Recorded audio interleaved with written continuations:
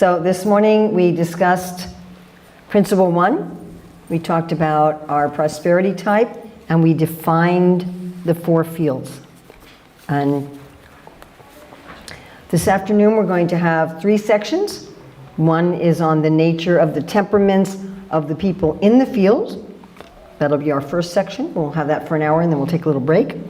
Then we're going to have a section on what happens when you go in the wrong field, which is the most wow of all the presentations that I'm giving. And then we'll do that for half an hour, and then we'll have 45 minutes to go through a summary of the whole book, where we'll touch upon a lot of things we don't touch upon in depth. So this is really, in identifying my prosperity type and career field, Principle 2, advancing through life while nourishing our nature. So this is discovering what my temperament is, especially in the 4 fields. So again, we're referring to Krishna's famous verse in the Bhagavad Gita that there are 4 fields, and that one's temperament or one's guna should match one's activities. And again, I'm going to ask you that I'm sure you know the Sanskrit names for these 4 fields, and I'd like you to forget that you know them, at least for a week, then you can remember again. And again, this verse about that we cannot repress our nature. Our nature will exhibit itself. Now, what we're going to be looking at here is we're going to be looking at each field in 2 categories. One is our basic tendency, beginning proclivity for a particular field. And you notice in the corner there's a little box of a baby walking. So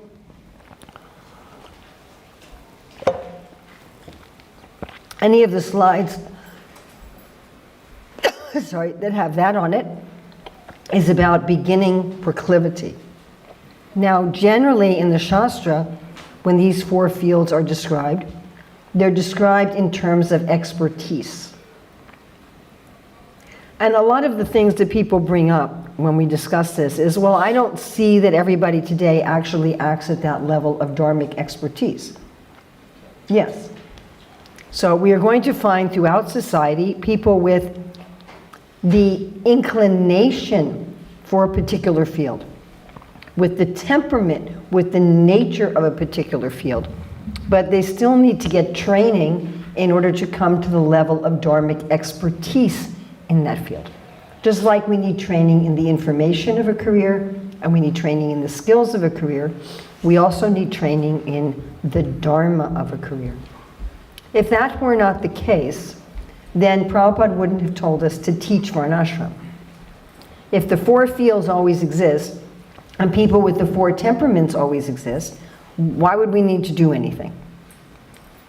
So one reason is that people may be in the wrong place, which we'll discuss in our second session. And the other reason is that people are in the right place, but they haven't developed the dharmic expertise of that field.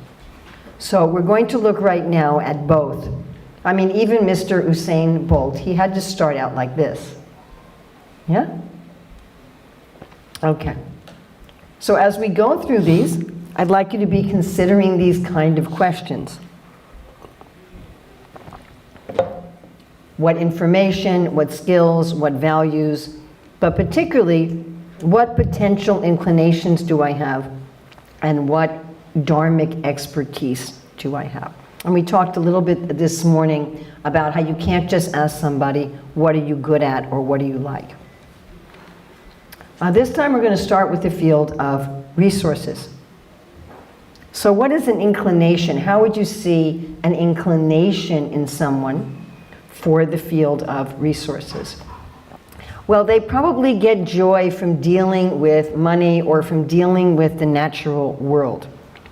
Now, all children like to make money because it represents freedom and power. But we're talking about a situation where somebody is really interested in that. Yeah? I think, probably all of us sold something or whatever, to get a little bit of cash when we were kids. But I'm thinking our youngest son, who works in the field of resources, When he was 7 years old, he started a business selling office supplies to the kids in the Gurukula. So we would work with my husband to order things from a catalog. It was a physical catalog in those days. And then my husband would give him the supplies and he would sell it at a markup. And then he would keep the difference between what we had to pay and the markup. When he was 9, he started a little prasadam business. So in the school, we had a projector and a screen, and people in their homes in those days didn't usually have big screen TVs. So every Sunday, after the temple program, we would show an episode of the Ramayana or the Mahabharata. You all remember those old ones? Mm-hmm. With what we would call the special defects instead of special effects. The 2 arrows and things like that. Anyway, we would show those. And the community would come and watch that, and he started out selling frozen juice popsicles that he made, and he progressed to like pizza and cheesecake and things like this. So you'll see some kind of inclination for, really for making money or dealing with the natural world, dealing with natural resources, again, beyond just a kid that has a lemonade stand at some point. And tending to be ambitious. People in this field, they have an inclination for this field, they tend to be ambitious to increase their own wealth. They're rarely satisfied with their success. The Bhagavad Purana, the Srimad Bhagavatam says that people in this field are always thirsty. Not for water. They're always thinking of how to improve and expand in quality, quantity, or both. They're willing to take some risks. They have great drives. They tend to be goal-oriented rather than process-oriented. And then they have some intuitive grasp of the flow of resources. All right, now we're going to look at those with dharmic expertise. So those who have dharmic expertise in the field of resources tend to be, to some extent, systems thinkers, although the systems that they understand are related to their particular type of resources. Right? If they're working with the land and the animals, they can feel and understand the whole system of the seasons, natural production, their schedules, the competitors in the marketplace, the types of weather, the types of soil, and so forth. So the flows that they grasp and understand are those of natural resources and money. They want to redirect those flows to themselves, increase it, and then distribute it to society. Now these people have a put your own oxygen mask on first mentality. And they have to, because their goal is to create sustainable regenerative wealth for society. They know that they have to first bring the flow to themselves and increase it before they're going to be able to serve others. Otherwise they can't make sure the whole thing is going to keep going. Srila Prabhupada says that those who are expert in this field can make money when things are going up and make money when things are going down. Right? They can maybe change exactly what product are they selling or what are they growing in response to changes in climate or changes in demand. They can anticipate various pitfalls and how to deal with competitors, unreliable dependencies. They can see, how are the resources flowing. They will always save seeds from the harvest in order to have something to plant the next season. Now this is a very important thing to understand. We talked about the people and resources are the biggest givers of charity because they have the most wealth. However, they're not generous to the point that they will exhaust everything. Because if they exhaust everything, there's nothing to put back into the agriculture or the business to keep it sustainable and regenerative. People who have dharmic expertise in resources are willing to sacrifice everything for preserving the ethical flow of resources in the society. Now again, my youngest son really exemplified to me the Dharma of this field when he said to me, I think he was in his late 20s, he said, Mata, when I was like 20, 21, I had already contributed more wealth to society than you and Father spent on raising me. That's the actual mood of the Dharma of the field of resources. It appears like, well, they're bringing it to themselves, they're increasing it, they're making a profit, but their idea is to make society wealthy. And he said this, they have 3 children, he said this about their children as well. He said, our goal as parents is that our children should contribute more wealth to society than we are investing in them. And these are the questions they ask about their work. Is it sustainable and is it regenerative? The people in this field are expansive. This always thirsty. They are expansive people. Also, Srila Prabhupada explains many times that this is a field of diplomacy. You don't expect advertisements to be completely honest. You don't go in a shop and expect them to tell you what their profit margin is. Right? There actually, Prabhupada says, some diplomacy is required in this field. At the same time, one of the ethical qualities of this field is socham. In Bhagavad Gita 16:1-3, Srila Prabhupada says that the quality of socham, or cleanliness, not dealing in what Prabhupada calls the black market. In other words, making sure all dealings are ethical and above board. But at the same time, being diplomatic. This is also an unsentimental field. They're not going to give a lower price to a poor person. Because if they do that, the business is not sustainable. And if the business is not sustainable, they're not going to be able to maintain their employees, and they're not going to be able to maintain the general public. Any questions about the temperament of the field of those who work in the field of resources? Okay, we're going to the field of artistry. So here we have initial proclivity. People who take their joy in performing, making things, cleaning things, exercising a craft, using tools, using their body as a tool. Now, one difficulty is that all children like to make things. They all like to draw, they all like to create things. Another difficulty is that Krishna distinguishes between work and recreation in the 6th chapter. He said the yogi should be temperate in eating, sleeping, working, and recreation. And because the field of artistry is the field that supplies the pleasures of society, when we want to have recreation, we tend to do things in artistry, even if that's not our actual field. You might be running a business during your working hours, and when you come home, you play a game of soccer. Right? For recreation. Or you make something, you have a little woodworking shop in your garage, where you build some furniture for your family or your friends. But someone who really wants to do this as their regular thing, that satisfaction, I made that, I fixed that, I cleaned that. And some mood of service. Happy to do things that other people enjoy. And this sort of distinguishes the proclivity for artistry from the enjoyment we get from recreation. If I'm doing woodworking for recreation, I'm doing it for myself, or maybe my very close family and friends. And if someone said, well, would you want to open a woodworking shop and monetize this?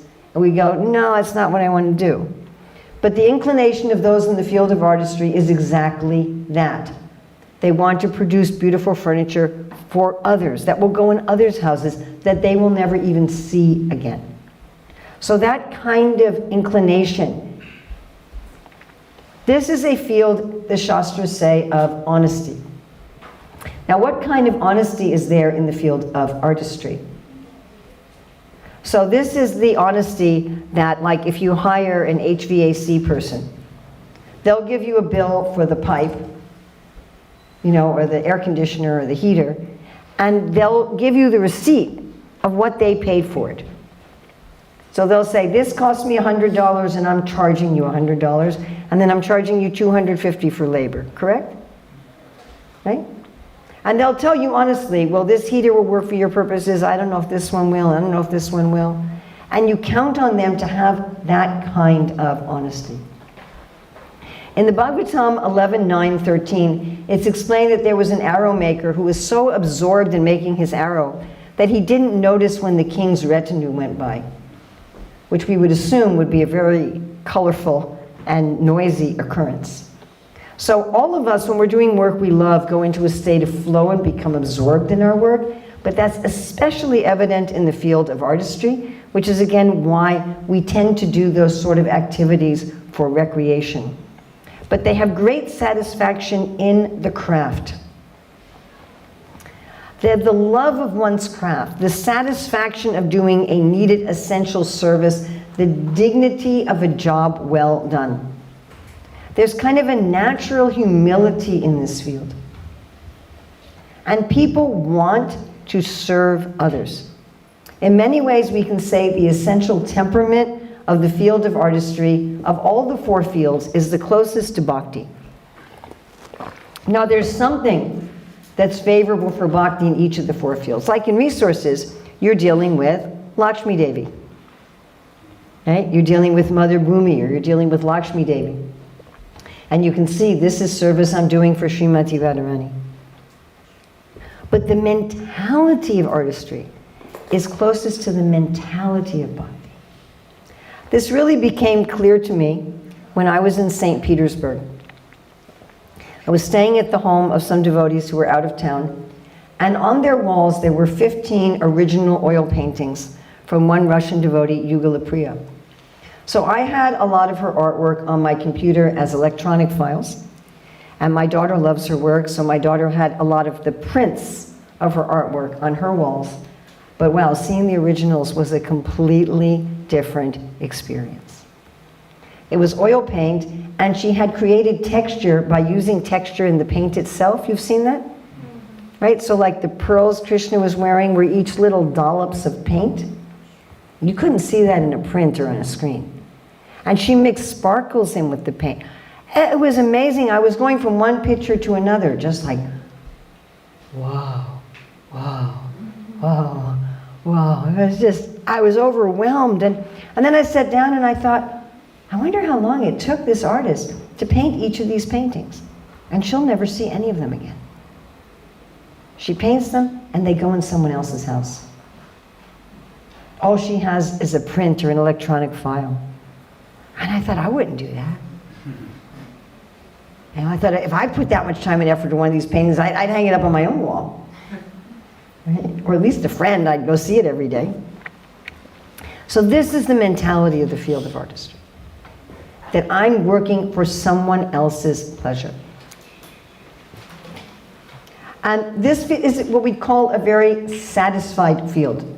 The people in this field are not ambitious. Like everyone else, they want to make money and they need money, but they're not going to work really, really hard to make a lot of money. Srila Prabhupada often talks about how the people in this field are satisfied if they have a decent place to live, good food to eat, nice clothes to wear. They have loving family, loving romantic partner. They're treated with dignity in their craft, and they're pleasing a customer or client. And if they have that, they're satisfied. Kind of on a side note, something that I think is very important for all of us to understand whether or not we're in this field is that whenever we're dealing with people who work in this field, that their desire for customer or client satisfaction is just as strong as their desire to be paid. If someone comes to clean your house and you pay them and you think, okay, now that's it, that's not going to work. They really want to be treated with dignity and they want to be paid fairly. One of my friends was just telling me about two people that she was hiring who were in the field of artistry, that when she raised their salary a little bit, just a little bit, they're not getting paid a whole lot, but just raised it enough so that they felt they were treated with dignity, that the whole quality of their work improved. And I've noticed that when you actually thank such people, especially specifically, well, I really like the way you cleaned in the hallway today. You know, you got some parts of the curtain that weren't usually done. Now, I will even go up to strangers who work in the field of artistry. Like, I remember going up to someone fixing a moving walkway in an airport, and I said, thank you for making the world work better. It's like the sun came up in his face. Or people, you know, cleaning the floor in a store. Thank you for making the world more beautiful. Same thing. It's like, they say, well, I'm trying. I have a little prediction here that India is going to lose its servant class. It's one of the opulences of India that doesn't exist in most of the rest of the world. In the United States, and I'm sure it's the same thing in Australia, if you want to get custom-made clothes, you've got to be really rich. In India, anybody can get custom-made clothes. In the United States, if someone comes and cleans your house once a month, again, you've got to have some decent money. What to speak of once a week? You're not going to have somebody coming in every day to clean your house. Most Americans don't have someone coming in to do their laundry, clean their house, cut their veggies, wash their dishes. In India, that's extremely common. Yeah? Practically any middle-class family, somebody comes, takes the washing, washes it, dries it, irons it, folds it, comes, puts it away. Someone comes and cleans the house every day. But I see, as a general rule in India, there are exceptions, that the servant class is not treated nicely. I see they're not paid adequately, and people ignore them. People don't smile at them, they'll insult them, they'll be nasty to them. You'll lose it. It's a way right now in which India is very, very wealthy. And it's a way right now in India that specifically helps women. It means that the woman doesn't have to do all the cooking, all the cleaning, all the childcare, all the laundry, all the everything, because there's a servant class. And my prediction is you're going to lose it. People in the field of artistry need to be treated with dignity and respect. They need to be acknowledged with kindness. You need to see that the customer or client is pleased. If they have all that, they're very satisfied, not ambitious people, and they provide the whole basic status quo for society. People who have the Dharma of the field of artistry are willing to sacrifice by resisting pressure for artificially increased profits or expediency that would interfere with the integrity or the quality of their work. Modern society pushes people in the field of artistry, make more money, work faster, but those who have dharmic expertise say no. I'm going to maintain the quality and integrity of my work or service. I saw a sign once up at a restaurant that says, "We make our sandwiches slowly. If you want fast food, go down the street." The fundamental questions they ask about their work are, is it beautiful and is it supportive?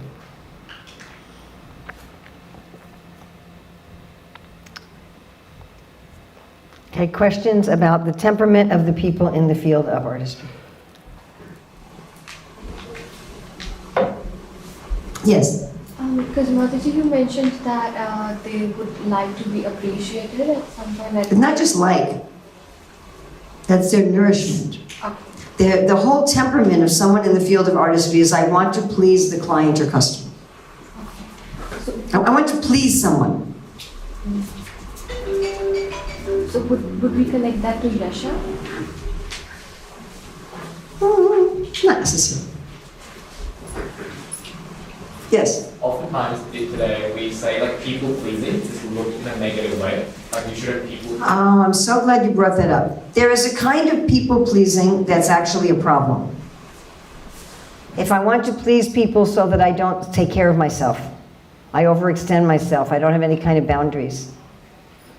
Just like after the last session, some people said, "What do you need for the next 2 hours?" I said, "I need to be left alone."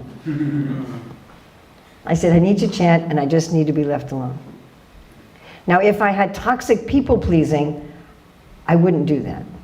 I wouldn't take care of myself. But that's different. That's not the same thing. People pleasing is I give more than I'm capable of giving. I never recharge. I don't take care of my own health. I don't take care of my own physical health. I don't take care of my own mental health. I don't take care of my own spiritual life. Prabhupada said the highest principle is to save others, but higher than that is to save yourself. So People pleasing as a problem is when you're so much into pleasing people that you lose yourself and you don't save yourself. And then what happens when you do that is you'll end up not people pleasing at all. You'll end up being grouchy and irritable and frustrated and resentful. So I'm glad you brought that up, because I've had some people say, well, I have a problem with people pleasing. Does that mean I'm in the field of artistry? I said, no, that just means you've had some kind of trauma. This means you haven't dealt properly with the world. You don't know how to deal with other people. You don't know how to set any kind of boundaries for yourself. But we're talking about a mood in one's work. And that doesn't so much exist in the other three fields.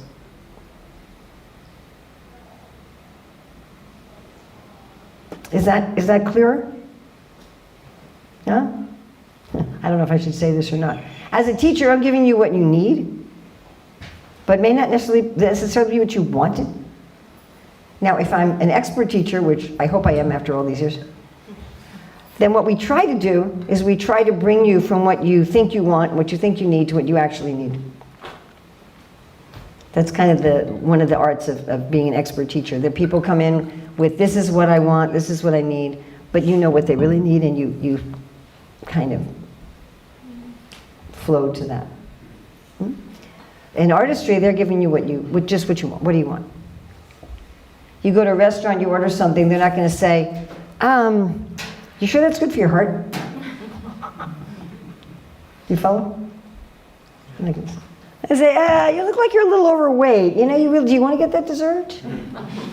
I mean, that would be outrageous. It would be rude. But not if you're a doctor. You follow? If you're a doctor and you're talking to someone, you're going to say, hey, you got to cut out the fats. You've got clogged arteries and you're headed for a heart attack, and that's your duty as a doctor to say that. You're a weight person in a restaurant. That would be against your Dharma. You follow? So therefore, while artistry is a field of honesty, it's not that same kind of honesty. Because there's this pleasing of the customer or the client. There's this mood of service. Any other questions about the mentality of the field of artistry? Yes? We said in the morning that technologists, engineers, pilots all come to the field of artistry. Correct. But how is the mentality there? Is it beautiful, or I'm just not able to connect with that. Okay. Somebody who's a software engineer, do you think they try to make their code beautiful? They definitely do. I am a software engineer. Well, if you're in the right place, okay, I don't know if you're in the right place or not. If that's actually your temperament. See, I have a friend whose temperament is in the field of ideas. And he's working in the field of artistry as an electrician. And he said, I've been telling him for years, you're in the wrong field. And so, not too long ago, he contacted me and he said, I think you're right. But he's still not changing. He says, I have to do the wrong thing to make money. Right? He said, the other electricians, they make all the wiring beautiful inside the boxes.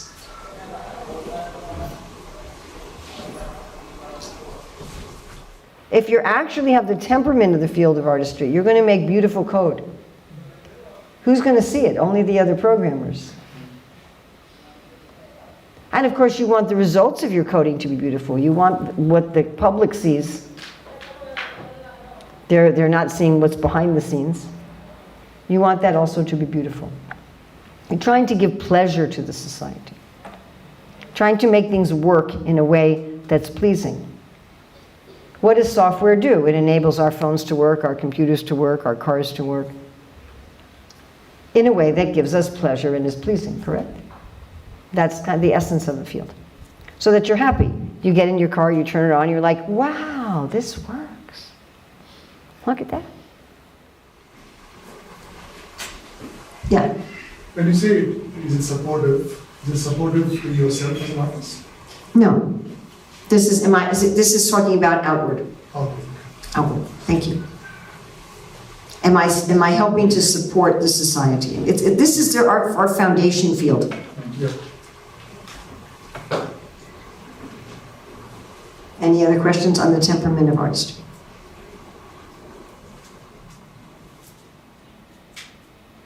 Okay, going on to the field of ideas. So the temperament of this field, people who like to play with language or mathematics looking for truth. These people tend to be insatiably curious.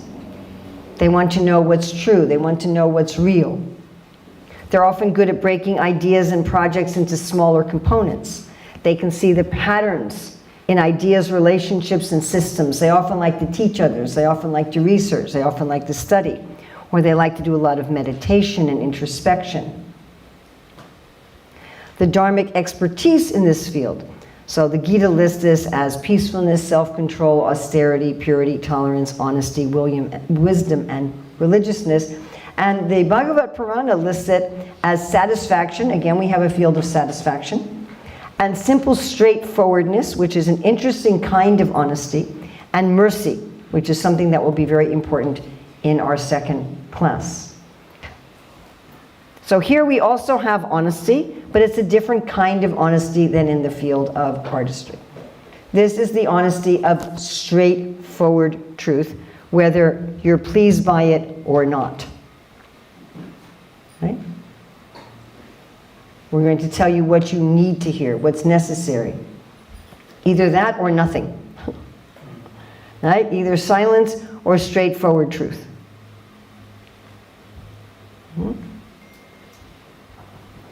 People who have Dharmic expertise in this field may be dedicated to assisting others mentally and emotionally by helping them to understand life and how things work. They may be dedicated to understanding themselves and to seeking higher states of clarity, insight, and awareness. They might be interested in helping people physically through medicine and teaching skills. They like to collect knowledge, understand it, use it, share it. Sometimes they can live in their heads, right? We talked about that this morning. Right? They can seem like kind of disconnected from everything, just living in their heads without so much concern for their body or what's going on around them. Now, some of the people in this field are going to study minutia. And we gave some examples this morning. Somebody in this field, they might study, the eating habits of a particular bear in Canada. Or the difference between the poetry of Srila Rupa Goswami and Kavi Karnapur. And some people in this field are going to be studying bigger pictures. So there are going to be a lot of systems thinkers in this field. Now, there are also a lot of systems thinkers in government and resources, but in government and resources, people study the systems in order to control them. Whereas in ideas, they study the systems to understand them so they can guide others. The people in this field tend to be kind of detached from life. Metaphorically, you can think of them like sports commentators. They're not playing the game, they're just watching it. So that people in this field often feel like that they're not really part of life, they're not really part of what's going on. They're kind of just detached and observing. They have kind of a quiet inner determination to remain balanced and detached. They don't have the kind of goal-driven activity that's very evident in the field of government and the field of resources. And like people in the field of artistry, they're satisfied with basic and simple things in life. But although both artistry and ideas are fields of satisfaction, people in ideas' satisfaction is much more from their vibrant inner mental and intellectual life rather than from their exterior comforts, which they might not even be aware of. And again, the honesty is different. The honesty in artistry is they're going to be honest about how much the pipe costs and how much they're charging you for labor. And the honesty in ideas is straightforward speaking. Those who have Dharmic expertise in this field are willing to sacrifice for the sake of objective truth. Think about journalists who will go to jail rather than reveal their sources, right? Or people who are persecuted and tortured for teaching actual religion. The questions that they ask about their work are, is it true and is it wise? Any questions about the temperament of ideas? Yes? In Krishna consciousness, we can see that many devotees do give lectures, teach. Not Yes. just teaching, but Srimad Bhagavatam lectures or general regular lectures. So many devotees are acting on the platform of ideas. No. Are they doing that as their livelihood? No. Okay. So let's say that you have another livelihood, you're a carpenter by trade, but you also teach Krishna consciousness because you're a devotee. So all devotees should teach Krishna consciousness. That doesn't mean that they're workers in the field of ideas. Just like my godbrother Jayananda, who Prabhupada said we should celebrate his disappearance like that of any of the great acharyas. What field was he working in? Artistry. He was still a preacher of Krishna consciousness.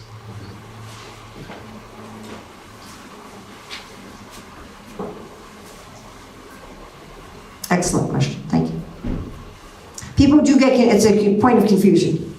Yeah. Yes? Very, very definitely so. We know devotees who are very successful in the field of resources, who are also preachers of Krishna consciousness, but that's not their livelihood.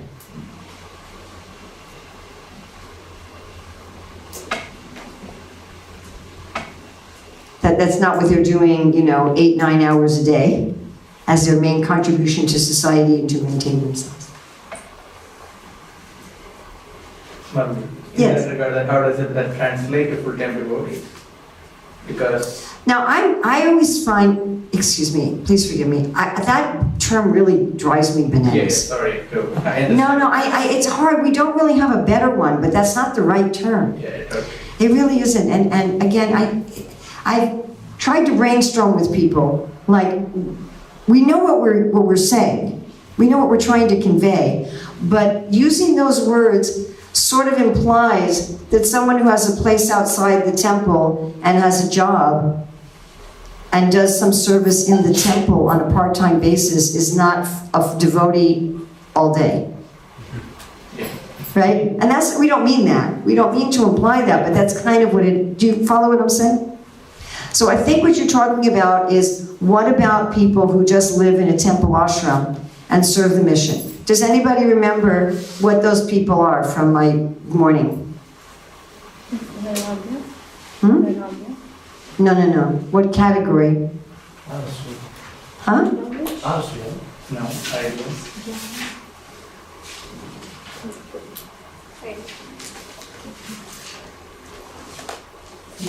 We just talked about it briefly. Outside of fields. There you go. Commensals. Students retire, right? Brahmacharis are students. Vanaprasthas are retired. Sannyasis are civilly dead. Right? Yeah. Am I right? Yes. Thank you. Students, retired, and dead people don't have careers. Yeah, like that. In fact, one of the indications that one should enter the Grahastha ashram is that one wants to have a career. One wants to contribute to the world. Now, I'm going to put a little plug here. That I would say that a lot of people that we say are in the Brahmachari ashram are actually in the Vanaprastha ashram. So mature brahmacharis who are taking a lot of responsibility for the mission and for preaching and starting their own projects are not really in the Brahmachari ashram. The Brahmachari ashram is really for children. It's supposed to be a school. You study, you don't teach. You're under strict discipline.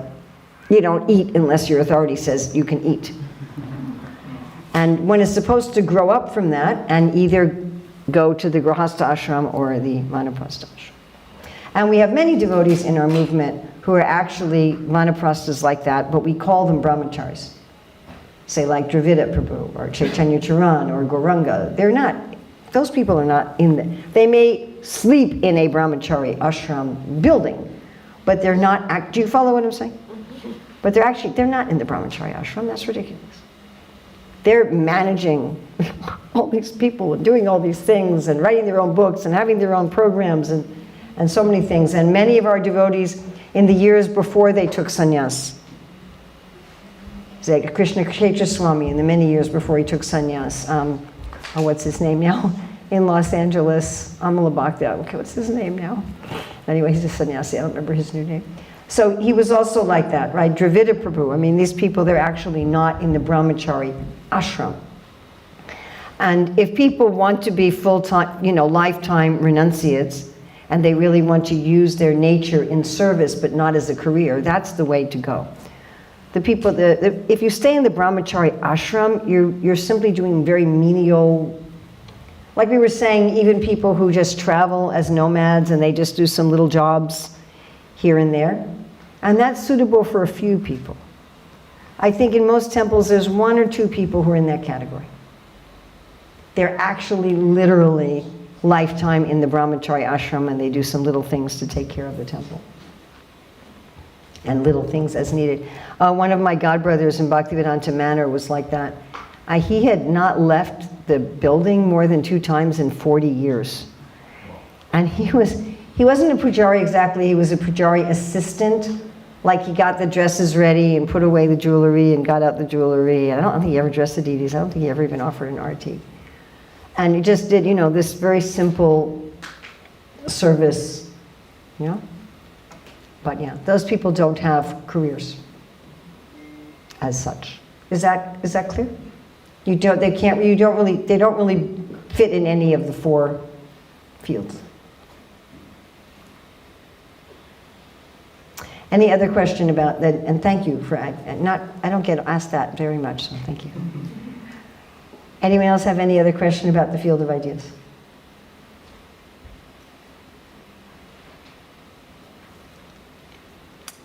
Okay, go on to the field of government.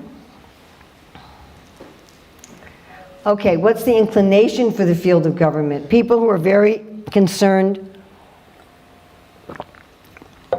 about fairness and rules. Like, a lot of kids will do that. They'll say, oh, that's not fair. But someone for whom that's their real absorption. Fairness, rules, justice, morals, ethics. They'll often fight easily, especially when some higher principle is involved. They tend to have a thick skin. They tend not to be so affected by criticism. They often have a take charge mentality. They can be very goal-oriented, decisive, determined. They're often systems thinkers. They're often aware in the world of the flow of people. Not so much like resources where they're aware of the flow of resources and they're aware of the flow of money, but they're aware of flow of people and what do they need. Those who have dharmic expertise in the field of government intuitively understand emerging trends in society. The needs of the people in the place which they govern, whether it's just an apartment building, right, or it's a city, or it's a whole country. And sensing the system, they know how to move the resources around in order to take care of people. So my grandson-in-law is in the field of government.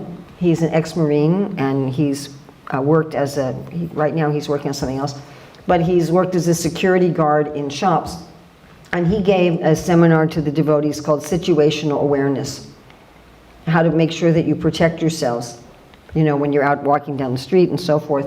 And he gave an example that in the shop, that he developed an intuitive grasp of what person was likely to steal. Like he could tell by which aisle they went in first and how they were dressed and what kind of facial expression they had as to whether or not they were likely to be a thief.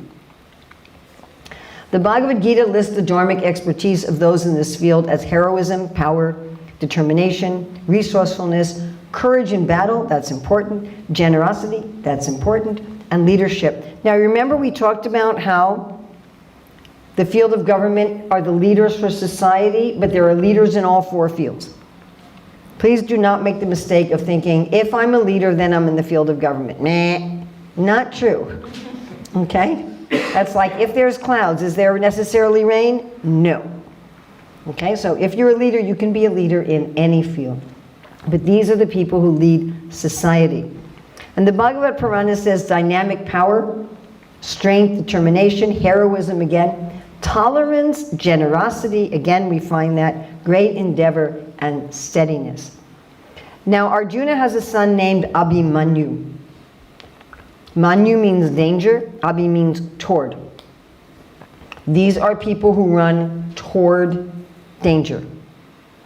So remember I talked about what career epitomizes the field of government? The firefighter. Someone who's running, everyone else is running out of the fire, they're running towards it. Somebody's shooting guns in an empty warehouse, the police officers are going to run into it, everybody else is running out of it. Just a few days ago I talked to him, I was doing a consultation with a devotee, and he was saying how that he really likes, organizing systems, making sure everybody gets what they need and taking care of everybody. And he said, I'm always doing my best to avoid crises. He said, but when there is a crisis, I immediately go into this state of calm focus. People who are naturally have the temperament for the field of government are energized by crisis. They tend to have a natural charisma that inspires others and gets people to trust and follow them. And this is true even for the social worker, for the police officer. Now, although they're energized by crisis, their natural demeanor, and Srila Prabhupada talks about this with regard to Arjuna, their general demeanor is compassion, generosity, and tolerance. You notice those were the qualities listed in Shastra? Because remember, these are like the parents of society. So a parent may be ready to defend their children and defend their home against an attacker, but their general mood is going to be that of tolerance and compassion and care. They collect wealth and redistribute it. People in the field of government people with the dharmic expertise of the field of government are not profit-minded. Because they're not trying to create sustainable regenerative wealth. They're trying to redistribute wealth for the sake of social justice and social harmony and need. Now, many people in the field of government are also very interested in study. Their study tends to have a practical bent. They're mostly interested in studying history, politics, martial arts, law, morals, ethics, justice. Now, Prabhupada talks about this quite a lot, that those with dharmic expertise in the field of government do not just protect the people in their domain. They also protect the land and the animals. Now, agricultural land is especially protected by those in the field of? Who's protecting the agricultural land and animals? Those in the field of? Resources. So the government is protecting agricultural land and animals indirectly through those in resources. But the non-agricultural land, the non-agricultural animals, they're protecting directly. My grandson was asking me about some famous person who collects money to create parks and reserves for endangered wildlife. He said, is that work in the field of government? I said, absolutely. Those with dharmic expertise in the field of government are willing to sacrifice everything for the sake of justice, being an honorable person, and the public interest. And, they're willing to literally sacrifice their right arm. Literally. They're willing to give their life, they're willing to sacrifice their right arm. The questions they ask about their work are, is it just and is it honorable? Any questions about the temperament of people in the field of government?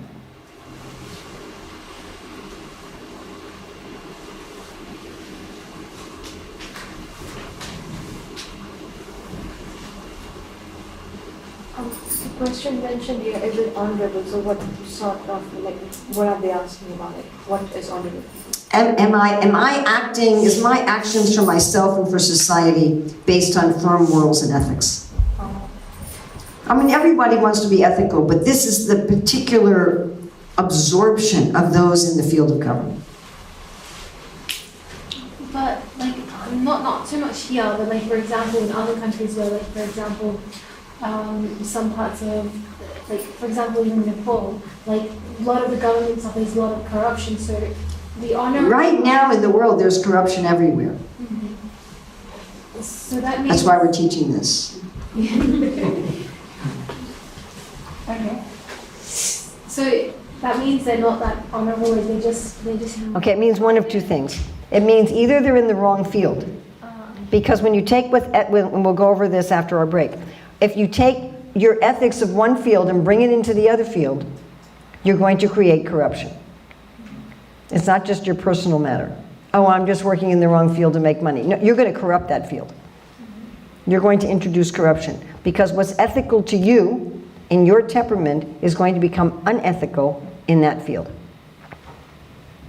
The other way the fields become corrupt is that people have the tendency for a field, but they haven't been trained in the Dharmic expertise. I mean, think of it as, you know, a beginning, like one of my grandsons plays the saxophone. So when he was first learning, like first, you know, all know what a saxophone is? Does everyone know what a saxophone is? Yeah. Do you know what like a trumpet or a trombone is? Yes? So something like that.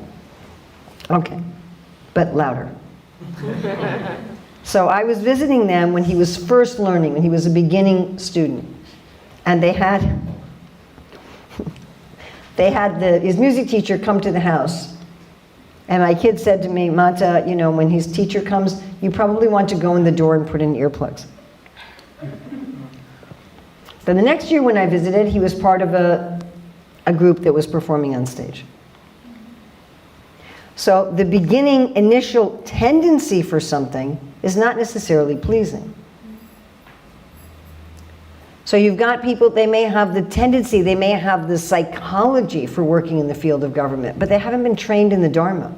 They might have been trained in the information, and they might have been trained in the skills, but they haven't been trained in the Dharma. That we have to offer. You can go to so many places and get trained in information and skills in a career, but who's teaching the Dharma? Again, or corruption could be that they don't belong there at all. They're working in government, but they're actually an ideas person, or they're actually a resources person, or they're actually an artistry person, and they don't belong in the field of government, in which case they're mucking it up. And we'll get into that after our break.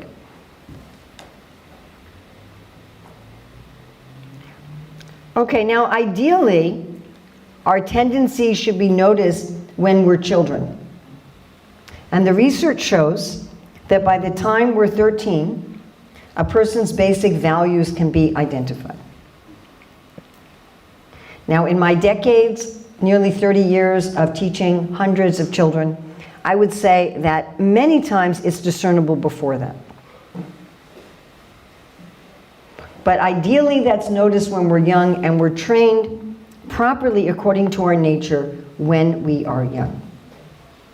So that those beginning inclinations, those tendencies towards one of these fields, we learn to work in the Dharma of that field, and we learn the skills. Srila Prabhupada says that the brahmachari ashram is meant for training in the higher values of life, along with getting specific training for a livelihood.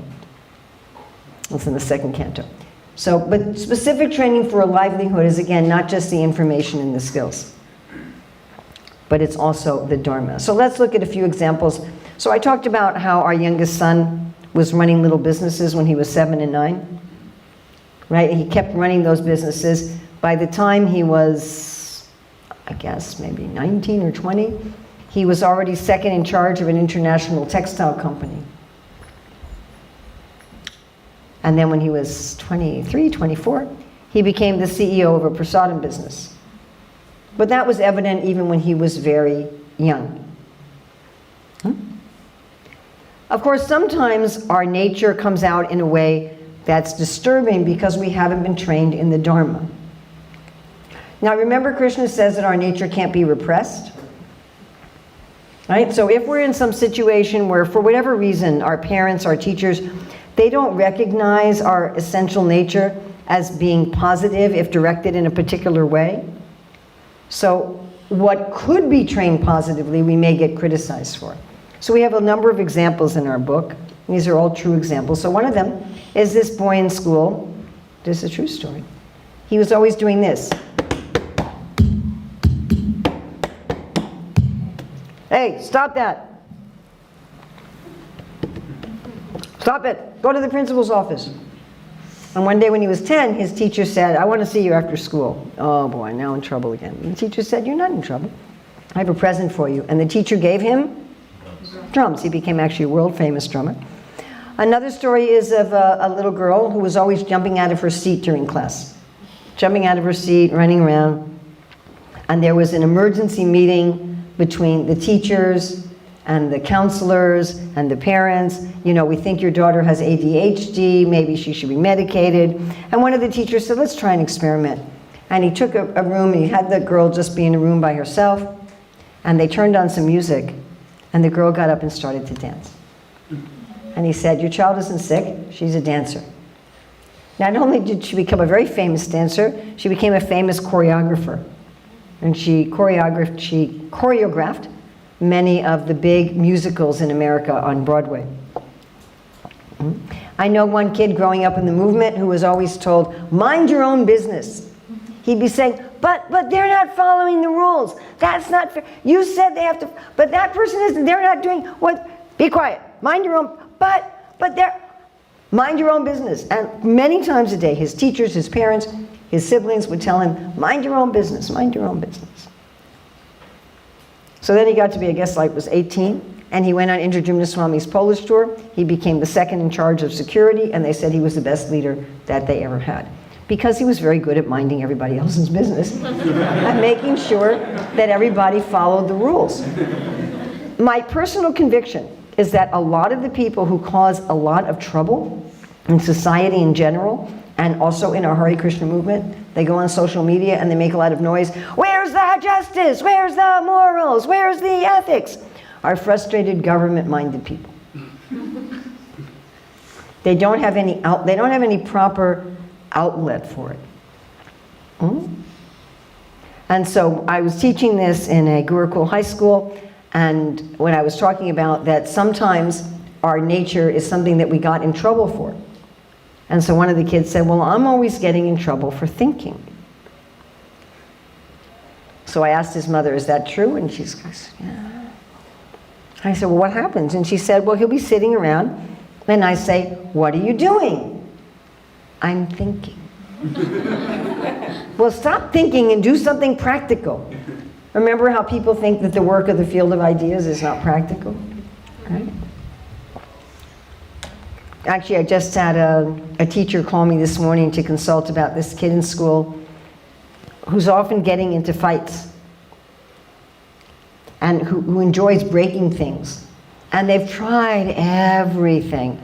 And I said, you know, when you've tried everything and you can't stop a behavior in a person, when you've gone through everything, then it may be a natural inclination that's somehow being misdirected.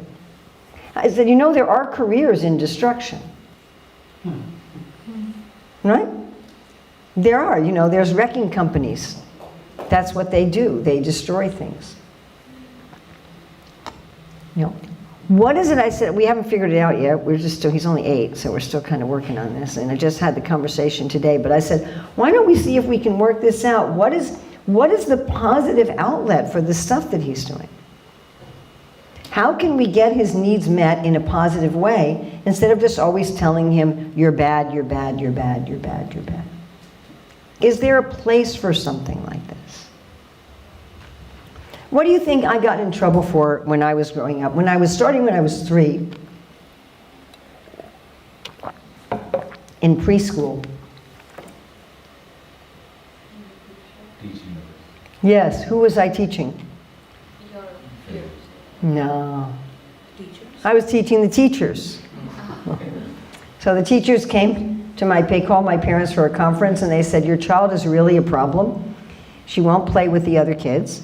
She comes up to us, the teachers, and she's telling us, you see that little kid over there? See that girl over there? You have to help her play with this because she doesn't understand how to do that, and she needs it. And they said, you know, you've got to tell her to stop teaching. So the whole time I was growing up, I was told, stop teaching, especially by my teachers and my mother. Stop teaching, stop teaching. Now, as an adult, one of the things that I do, by the way, is I teach teachers how to teach. The first book I wrote was by Kunta Children, How to Teach. But now if you would ask me when I was 13, what are you good at? Or what do you like? Would I have said teaching? No. I thought it was a character flaw that I had to get rid of. I thought it was something bad in myself. It wasn't until I was 24 when I met my god sister, Jyotirmayi, and she trained me in the Dharma and the craft of teaching, that after a couple weeks I'm like, oh my God, I'm a teacher. Now, I'm very grateful that other parts of my nature were very much nourished by my parents and teachers. I was very much encouraged in study and in research and in writing and I was in the public speaking and debate club for many years. So that part was, but the teaching part I was really criticized for that. So when we look at what is our inclination, what do I just do without being asked, without being paid? Years ago, here in Melbourne actually, in the temple room, I was giving a class, and this one woman must have been 40s, 50s. I was 10 minutes into the class, and she comes in the temple room and she starts telling everybody where to sit. Do you remember that? I had to stop the class. Remember, I had to stop the class. Now she's in India. Anyway, I had to just go. It was going on for a while. You know, and I said, are you done? And she's like, I'm done. And I said, do you have any management position? And she said, no. And I said, would you please get one? So, you know, what is it that we just do? Because we can't repress our nature. And if we haven't been trained in it, it may come out in a way that's disturbing. It may come out in a way that we feel is something bad about ourselves. What do I do without being asked, without being paid? I can't be punished out of it. I can't be rewarded out of it. What is my general tendency? And how do I want to contribute to the world? Not just what do I want to do for fun. You know, maybe I want to play volleyball for fun. But does that mean that I want to be a professional athlete, entertaining other people with my volleyball skills? How do I want to contribute? And again, what are the main questions?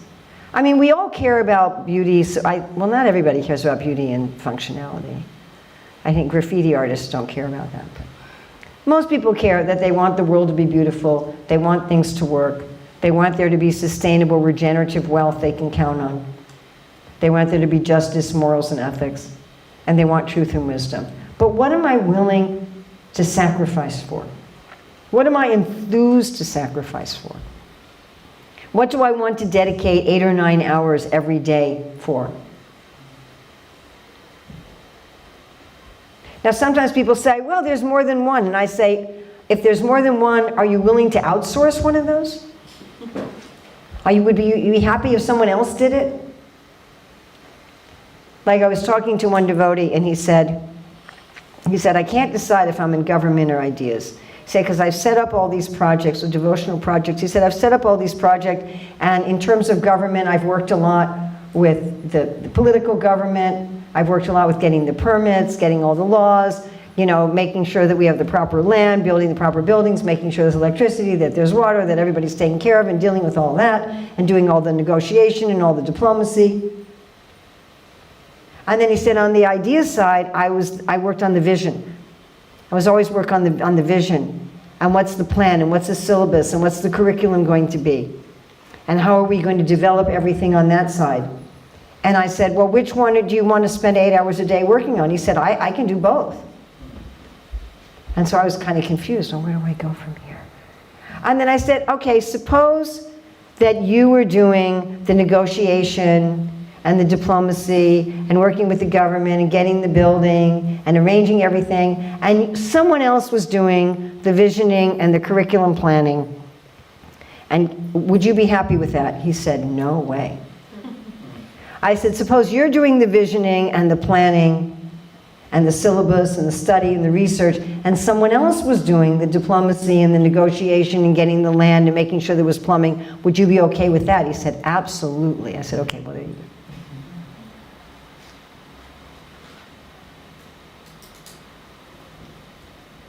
What is it that you really want to give your heart, that you feel incomplete if you're not doing it? Because our nature, it's the expression of ourself. If we think about what do we mean by perfection in spiritual life? What's our concept of moksha? It's that I am the ideal form of myself in the service of Krishna. And of course we think about that ultimately, I'm a gopi, I'm a cowherd boy, I'm a cow or whatever, you know, I'm a flower in Radharani's hand. I'm the ideal expression of myself in the service of Krishna. Am I correct? Isn't that, am I getting it right? That's our understanding of perfection. Well, that's true even here. So here I have a temporary identity. This is not my real eternal identity. But in this identity, our perfection is to be the best ideal of myself in the service of Krishna. It's exactly the same principle. And when I'm doing that, then I'm willing to work for that all the time. I'm willing to really dedicate myself to that. I feel like I'm in my place. Any questions or discussions at all about finding our nature and understanding our particular nature in the four fields? Yes. Do you think it's practical to allow a child to follow their interests so they naturally, do they naturally go towards the Dharma just by following it? They'll naturally go, everybody naturally goes toward their inclination in one of these four ways. But interest is a funny thing. Like, again, because children like to play. They're supposed to play. Actually, when children play, it's part of their learning. And even as adults, we need some sort of recreation and play. So children may just play. Prabhupada talks about this a lot. That children, if you leave them to their own devices, may just play all day. You have to, Prabhupada will say, you have to force them to go to school. So, you know, a kid's interest may be, I'm just going to, you know, play baseball all day. But like Year 12 subjects, selection.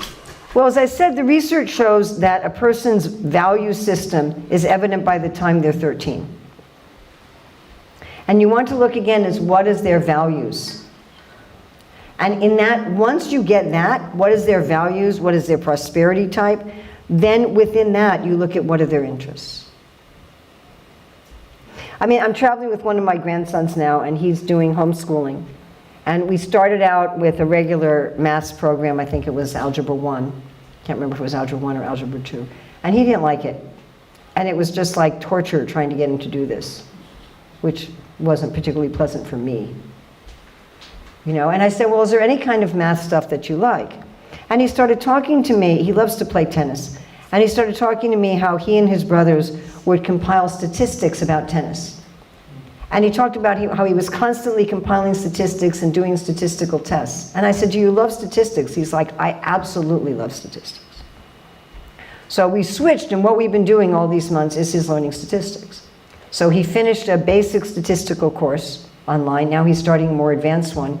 And he read, because he loves tennis, so I started having him read a book about statistics in tennis and reporting on that. Then he read a book about statistics in sports. Now he's studying a book on statistics in general, which is then going to lead, as soon as he gets home, he's going to start a course also in coding. He doesn't want to be a programmer. But it's good to learn some coding if you want to work with statistics. So yes, he's also very interested in nature and animals. So he loves the natural world and he loves animals. So he's also studying something about biology. Now he'd be able to be like a data analyst in many different areas.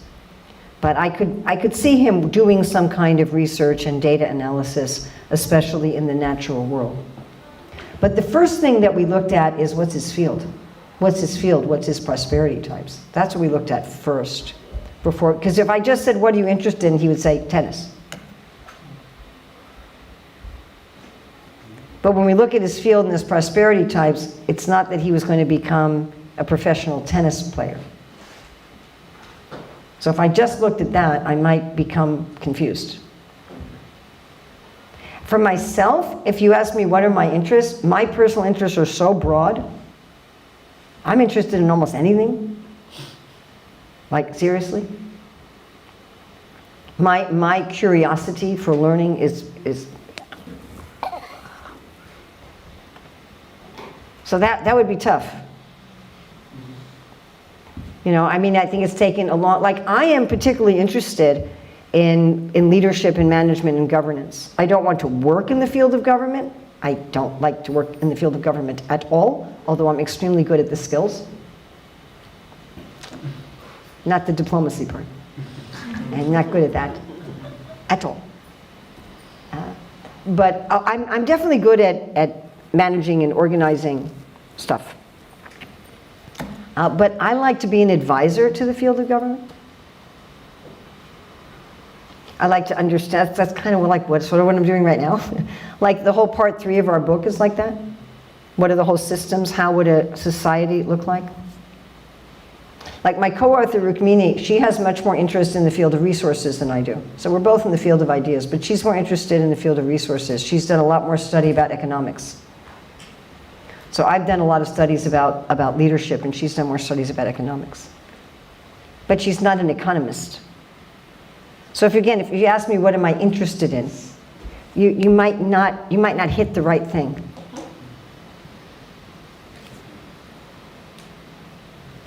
Or like I was saying, you know, this morning, how I love art.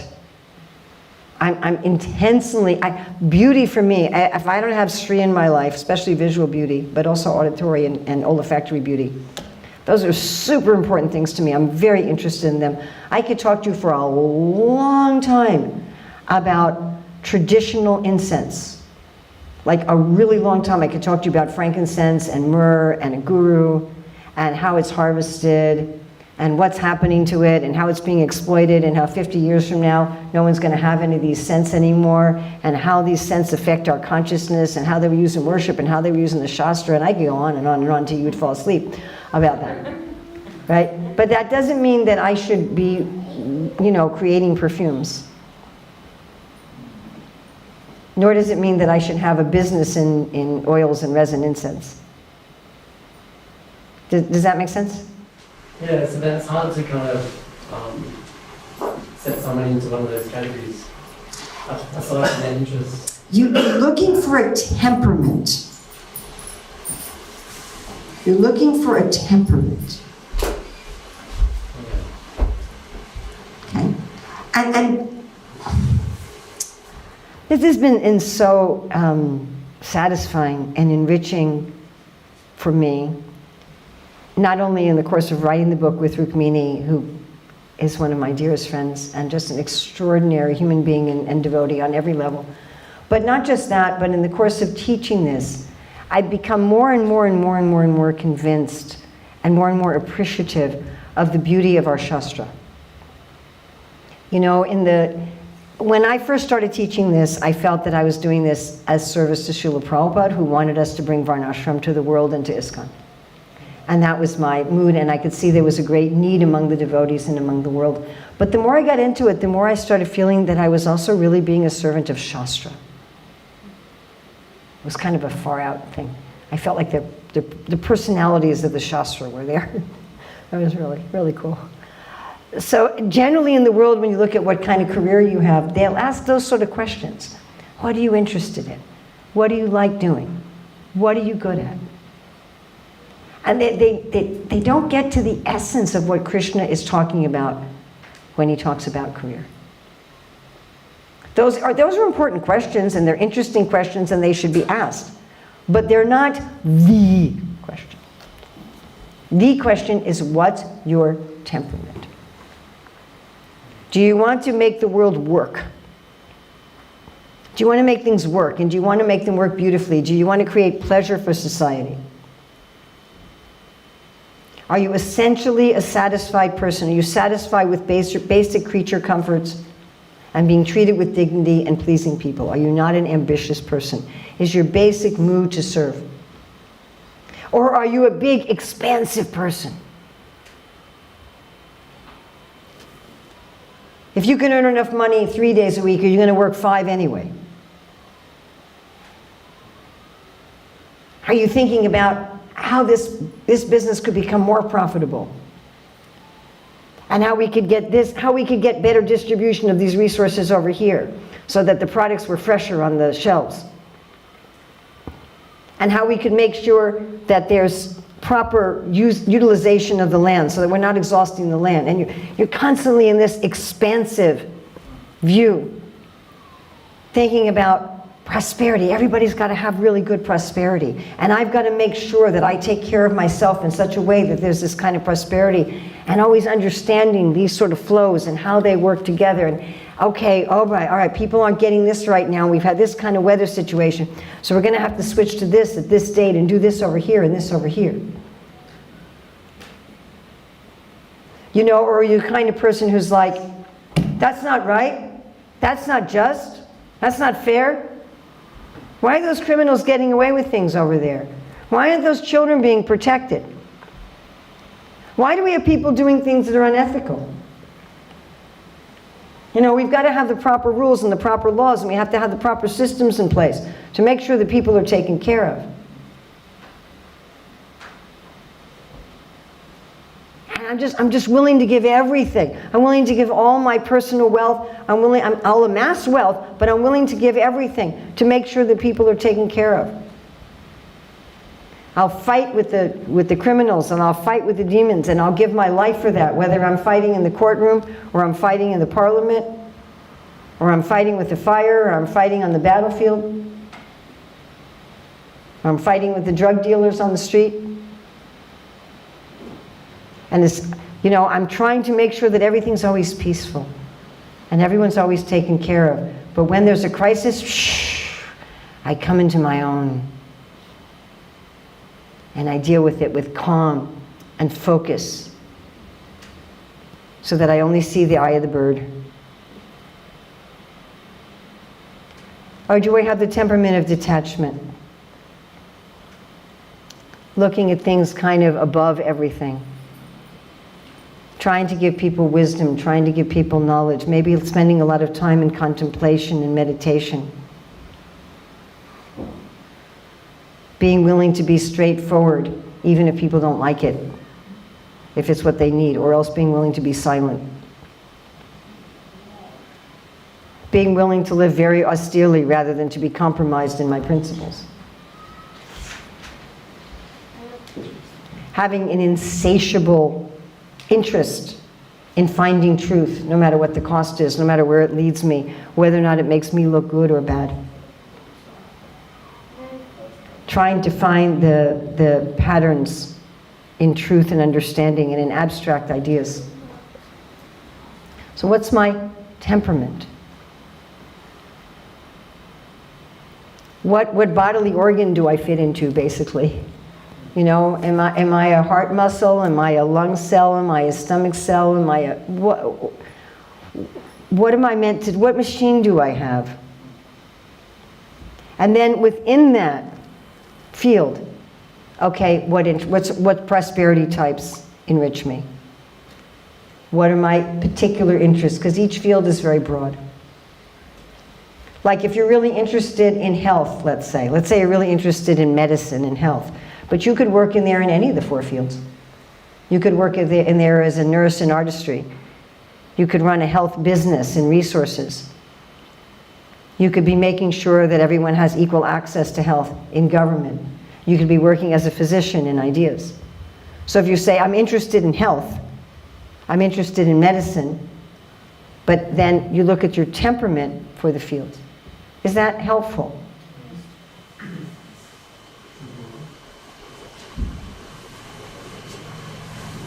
I Yes. just have one question. So, under the resources field, a lot of it, it's like you have to be the owner of the business in order to be really. Not everybody. The financial manager in the business is also in resources. The salespeople are also in resources. It's not only the owner. Though that you need to have experience and you have to be older in age to be under resources, or is that totally unrelated? As I said, my son was running a business when he was like 20. Yeah, so like that was one exception, but generally. I don't think that's an exception. I think the problem nowadays is that nobody thinks about this until they're 22 or 24. that in our modern society we have the idea that kids just play until they're at least 20 or 22 years old.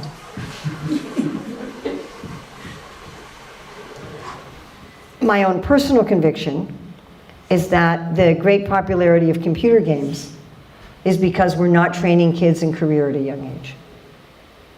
Computer games gives you the illusion of mastering a skill. That adolescents have a huge biological urge to master a skill. It's huge. It's just as much of a biological drive as sexuality. I want to gain independence and master a skill. I want to get really good at something. And instead we say, no, just be really good at doing your schoolwork. That doesn't make it for most people. I'm sorry to say this, but most of the work we do in school, sorry, I'm not going to say it anyway. Who looks at it? Do your parents even look at it? You know, so people go to computer games as a way of trying to master a skill.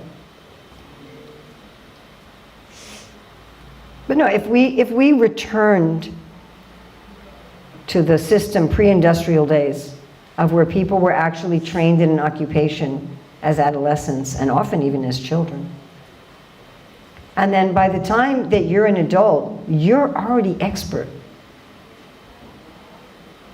You hit 18, 20 years old, you're already expert. You're not a master. You're not going to be a master probably till you're 30, 35. But you're expert enough to go out and earn a decent livelihood. That was the way it was in human society for thousands or millions of years. And we've really messed it up. Like royally. We have really, really, really messed it up. And people are 35, 45, 48, and they're like, I don't know who I am.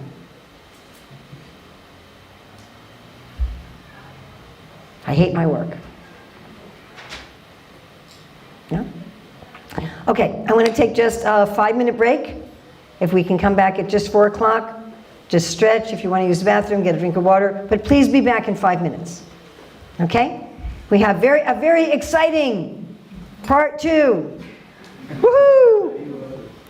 I think this next part we have is the most exciting thing that I teach in Career Dharma. So, see you in 5 minutes.